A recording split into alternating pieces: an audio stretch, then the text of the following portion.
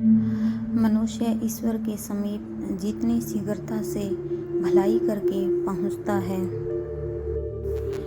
उतना अन्य किसी कर्म से नहीं।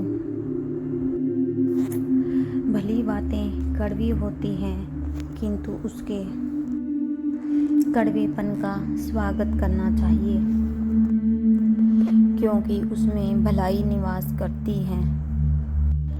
भलाई जितनी अधिक की जाती है, उतनी ही अधिक फैलती है।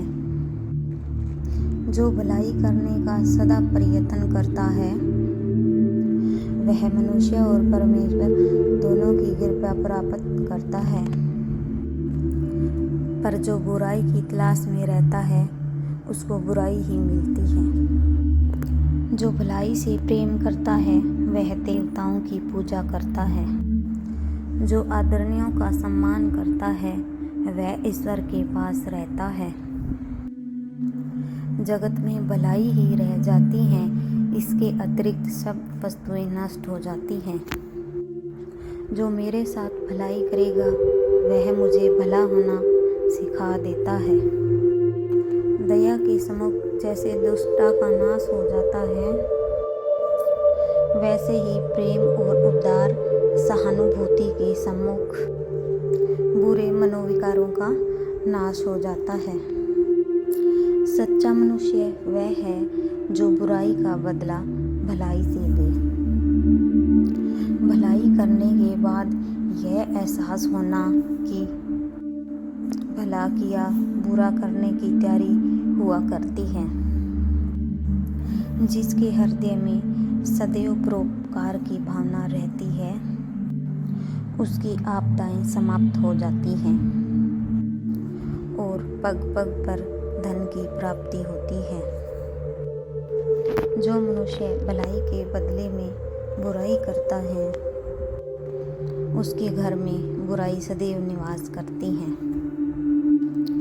जैसे एक छोटे से दीप का प्रकाश बहुत दूर तक फैलता है, उसी तरह इस बुरी दुनिया में भलाई बहुत दूर तक चमकती है।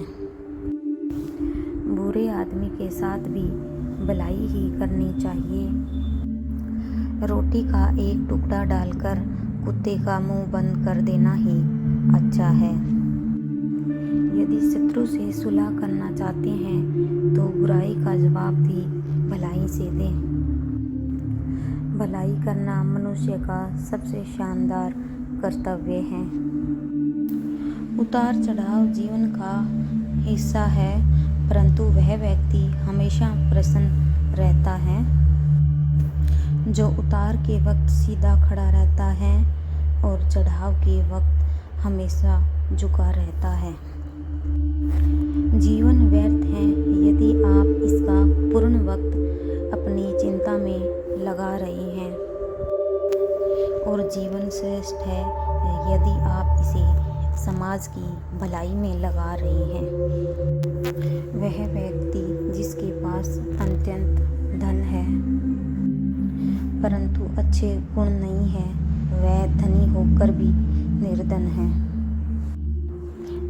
सफल व्यक्ति की एक निशानी होती है, यह अनुमान के आधार पर नहीं, अपितु प्रमाण के आधार पर निर्णय लेते हैं। मुसीबतों को अलविदा कहने से उनका हल नहीं मिलता, अपितु उनका सामने खड़े होकर नमन कर उनके हल की प्राप्ति होगी। ऐसा नहीं है कि कामयाब लोग गलती नहीं करते, बस कामयाब लोग कभी अपनी गलती नहीं दोहराते।